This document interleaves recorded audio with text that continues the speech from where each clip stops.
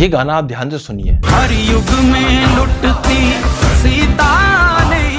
अब ये गाना तो आपने बहुत सुना होगा, इवन जितने भी इंस्पिरेशनल वीडियोस या मोटिवेशनल वीडियोस होते हैं ना, उनमें कहीं ना कहीं आपको ये गाना जरूर मिल जाएगा। हालांकि मुझे भी ये गाना कोई खराब नहीं लगता, परंतु इसकी जो लाइन है ना, हर युग में, और इसके आगे की जो लाइन आप सुनिए यहाँ पे, में लुटती सीता नहीं।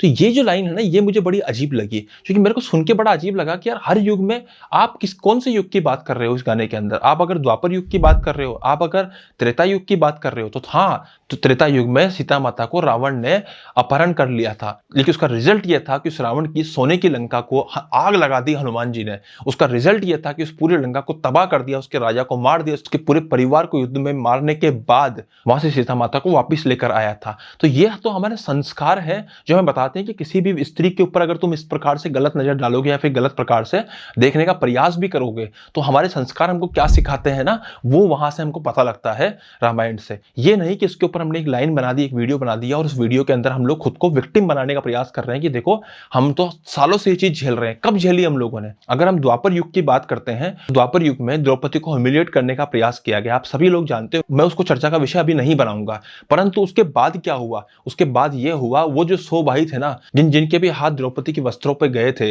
जिनके भी आंखें द्रौपदी के वस्त्रों पे गई थी, जिनको भी हंसी आई थी उस समय, उन सबकी हंसी चली गई, उन सबके हाथ चले गए और उन सबके प्राण भी चले गए। तो जितना आसान बना दिया है ना बात को कि हर युग में ही ऐसा होता आ रहा है और आज भी ऐसा हो रहा है, ऐसा नहीं है भैया। हम लोग अहिंसावादी जरूर रहे हैं, परंतु इसका मतलब ये नहीं कि हम हमेशा अधर्म को इसी प्रकार से झेलते रहते थे। हमने कभी अधर्म को झेला ही नहीं है। हमने कभी अधर्म, ऐसा कभी हुआ ही नहीं है कि हम अधर्म के खिलाफ खड़े नहीं हुए। हमारे जब किसी भी देवी देवता या किसी भी महापुरुष का अगर आप वर्णन भी सुनोगे ना, तो आप हमेशा उनके हाथों में कोई ना कोई अस्त्र पाओगे। इसका मतलब हमने हमेशा अधर्म के खिलाफ अस्त्र उठाने से, और हमेशा से जो महिला को ह्यूमिलेट करने का प्रयास किया है ना, उसके खिलाफ अस्त्र उठाने से कभी पीछे चूके नहीं है।